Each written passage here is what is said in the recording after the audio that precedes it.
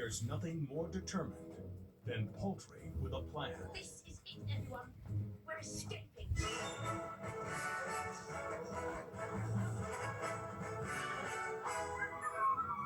Operation Cover Up! Over 2 incredible years in the hatching, a cast of thousands of pounds of clay.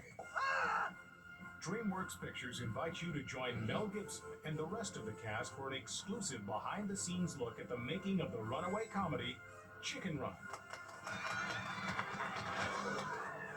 That's probably giant going under. Ah, over.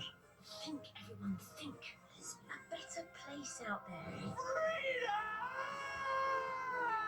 We're all going to fly over that fence, and Mr. Rhodes is going to show us how, right? Did you say fly? It follows the whole formula.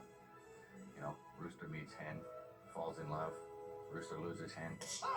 Watch the Academy Award-winning team of artists and filmmakers transform thousands of pounds of clay into adventure as we present Poultry in Motion.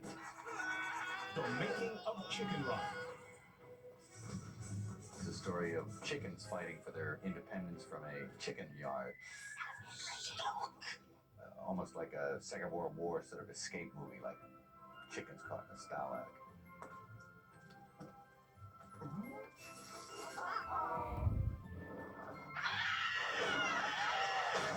I know our last escape attempt was a bit of a fiasco. It's kind of an homage to The Great Escape, told with chickens. A very eclectic group of characters are imprisoned in this farm run by the Tweedies, and it becomes sort of life and death to make their great escape.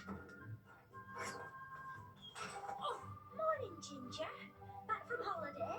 The thing about chickens is because they're such stupid animals, so immediately there's this incredibly rich vein of absurdity through it. The farmer's wife requires them to have a sort of daily quota of eggs, and if they don't lay their eggs, they're in for the chop. We haven't tried not trying to escape. You know what the problem is? The fences aren't just around the farm, they're up here, in your heads. The big reason to really do something about the situation is this giant pie machine arrives at the farm one day, and it is literally the Death Star of chickendom. This will take Tweedy's farm out of the dark ages and into full-scale automated production. What haven't we tried yet? The chickens are looking for inspiration, and it comes in from the sky, literally. Whoa! Thank you, ladies and gentlemen. You've been a wonderful audience. The name's Rocky. Rocky the Rhode Island Red. Rhodes for short. Rocky Rhodes. Catchy, ain't it? He's an escaped rooster from the circus who was fired out of a cannon.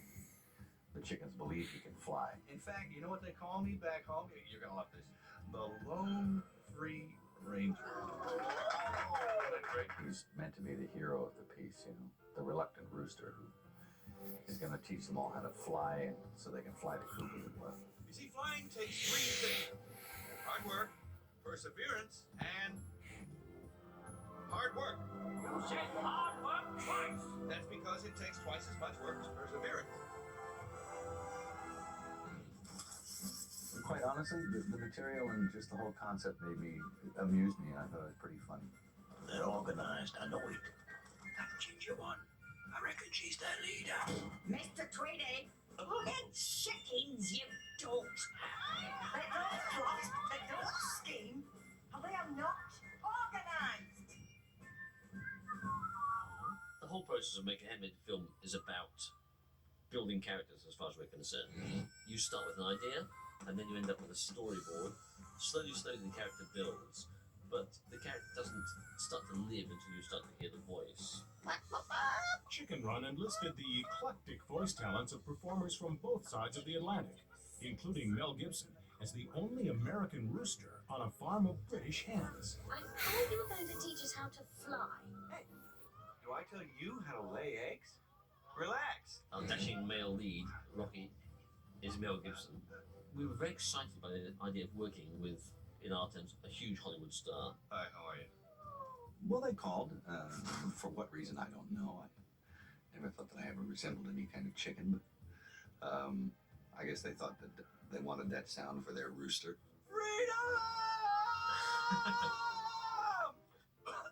I think it was really hard for Mel Gibson to imagine that he's a rooster on a Yorkshire chicken farm.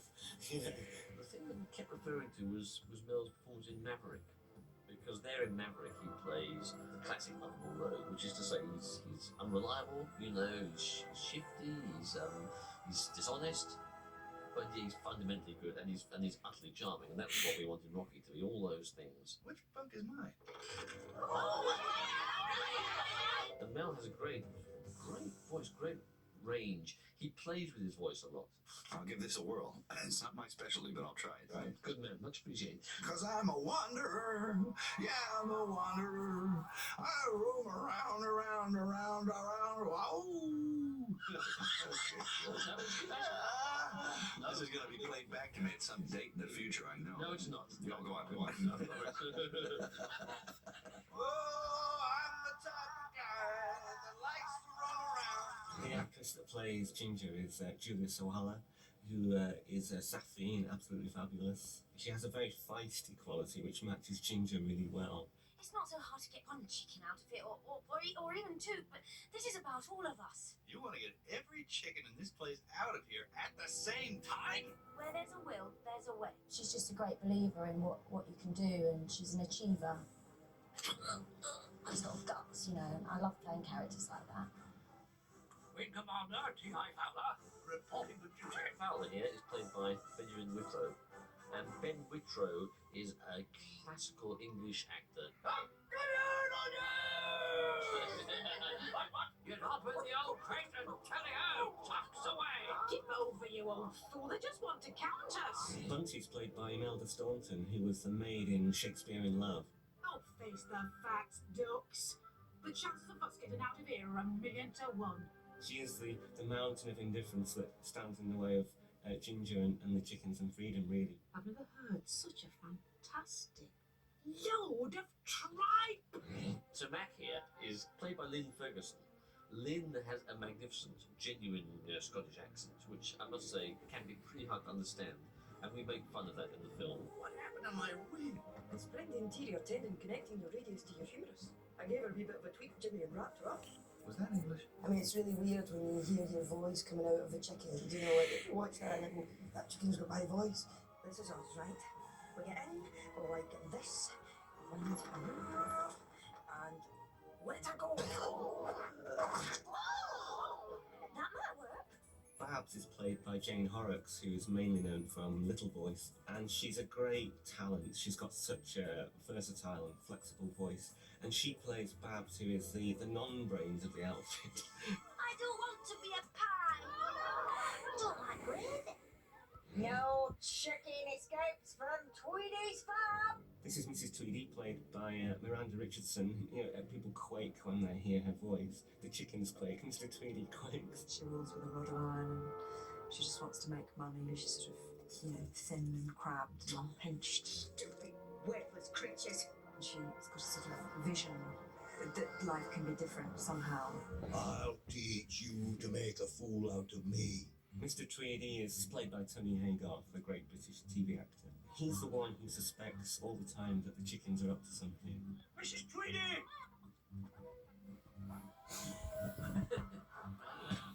So then we have the rats, Nick and Fetcher, and they are the scroungers, the guys that you get in every prison movie, the guys that can get you anything at a price. Simply pop it on like so, and have the French head and say, voila! That is French. That's 2 hats in one, miss. For parties, for weddings. Timothy Spall is Nick, and Phil Daniels is Fetcher, and these guys just spark naturally. In the quite likely event of an emergency, put your head between your knees and Kiss your back goodbye. They worked us very hard with the voices, harder than I've ever worked on any other animation. Increase velocity! What does that mean?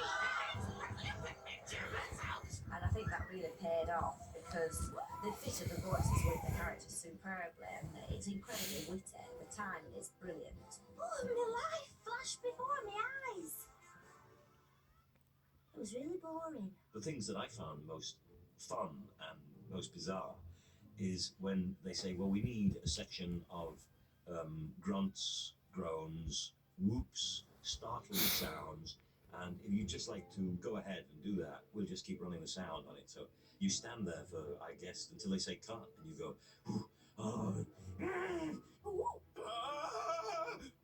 ooh.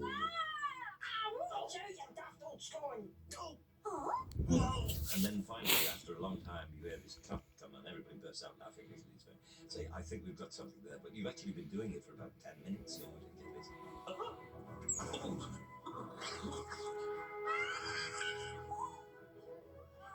The actors had given us everything we needed as a springboard for the animator to really make the chickens fly in a real personality sense. Rocky, hurry! Oh, shoot! Rocky! I'll be down before you can say mixed vegetables. All of that Aardman stuff has a tremendously polished look to it. I think that's why it's a cut above. And it takes forever to do it. So that there's a great deal of patience and artistry involved. Animation is the secret world that happens between frames.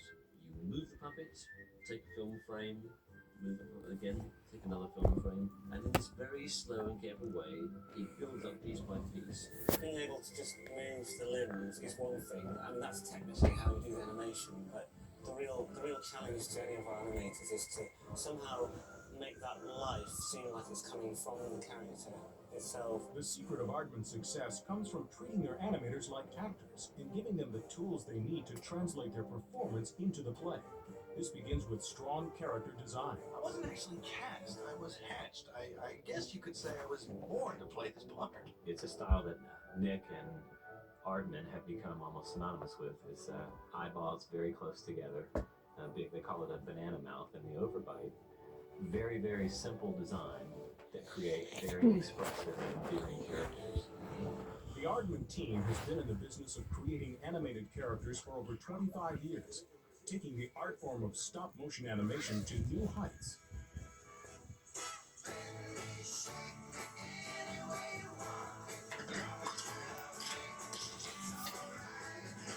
There's no one else doing what they do.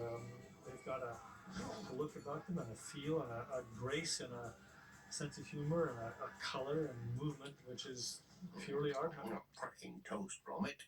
And the Wallace and Gromit series, you know, with the dog and the guy, and I mean, they're hilarious and they're very well done. I mean, it's astounding what they can do with this claymation stuff. Chicken Run is 3 times longer and easily 10 times more complex than anything the Academy Award-winning Aardman team has ever attempted, including the most intricate stop-motion puppets ever built. These articulated metal skeletons allow the animator to move each character in small, controllable increments, or to hold a position indefinitely. Although we've had to go into other materials like foam, latex and silicone, we've made sure that their limbs and their faces are kept as plasticine, because those are the most expressive parts of the character. No chickens were harmed in the making of the film. Where'd I go? But 7,000 pounds of plasticine clay took a terrible beating.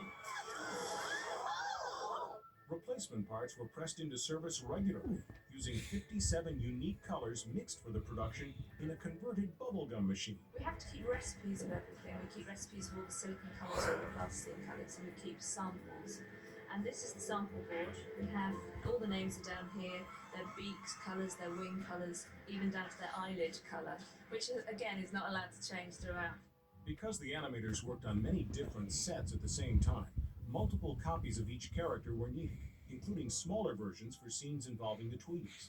Ultimately, over 500 chickens rolled off the Aardman assembly line. There are days when if you see another chicken, you'd quite happily scream.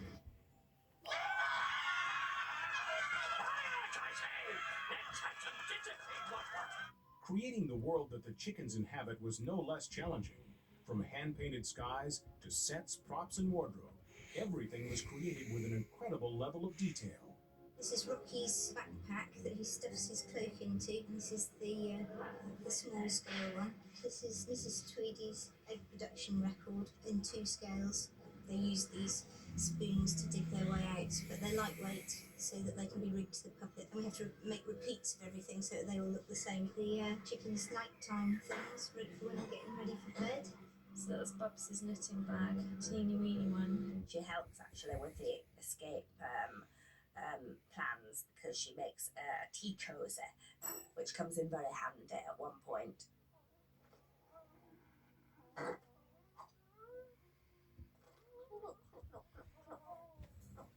Wow, I don't know how they do it. I don't know how they do it. These animated characters pull off some very, very subtle kind of emotional swishes and shifts, good character bits. So, I mean, that's no mean feat. Sleep tight, Angel Face. The rock's on the case. It's funny with these characters because puppets are this high, and 90% of the acting is in the top inch, and that's above the nose. It's all in the eyes and the eyebrow. That's where the acting is. We often animate a scene through ourselves, often using the voice as the inspiration. And catch Jerry with his trousers down. I like the sound of that. What's the plan? Making the characters talk required unique sets of mouths, representing the speech patterns of each character. Well, first of all, we record the voices, and then that's broken down frame for frame, exactly how long it takes to say each syllable of each word. And the animator will take a mouth and replace the mouth that's on the character with a new mouth for every single frame of the film. There's also a thing my mother said to me this thing where she said that must be terrible for those animators. You mean they spend weeks just listening to you? And I went, yeah. Isn't that great? Sound effects are critical to enhancing even the best animated performance, endowing the puppet's movements with a real-world presence. One of the chickens is called Babs, and she forever knits in all the scenes. She's a manic knitter like this. I spend a long time all the scenes doing my knitting like this. This is Rocky's tail. This is his hair. We've had to be wary of how we make the chickens seem small when we're with the humans, and we make the human objects seem massive when we're with the chickens.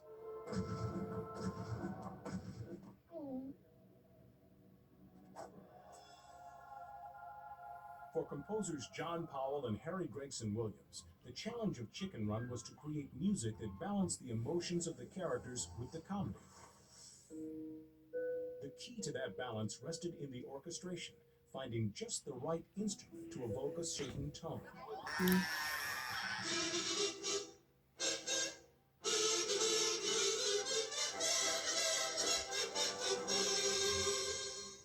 The choir will be playing kazoo, which I think might be a first. I'm not sure. Rock and roll! After years of hard work, music and effects helped bring the film into fighting shape. It's amazing stuff to watch, the intricacy of what actually occurs with this claymation stuff, and then what can be achieved. And when you realize how it's done, it's mind-blowing, bit by bit. With all the great efforts of the animators and the model makers, the finished voices and the effects and the music, the finished result is a huge transcendent leap beyond all the parts that go towards it. Oh. Poultry in motion. There must have been this incredible joy to know that when it's all up and running, these little characters that you've dreamt up are being your dream, your vision, really. Oh, shut up, And I don't know what it is about chickens dancing, and I don't know why it makes me so happy, but it's just chickens dancing, man. Can't beat it. Just go with the flow, gal! And I'm always astounded by the simplicity and clarity. I don't think that I would ever have the patience for that kind of thing, but it takes a certain kind of, I think, genius. People often say to us that you need a lot of patience to be an animator, but I think the process is always very dynamic. It's exciting. You may have only made 3 seconds worth of film at the end of the day, but what a 3 seconds that is. It usually has a lot of time, a lot of energy, and an awful lot of sweat and tears have gone into it. We need more power! I can't deny the laws of physics, Cap. I'm giving her all she's got.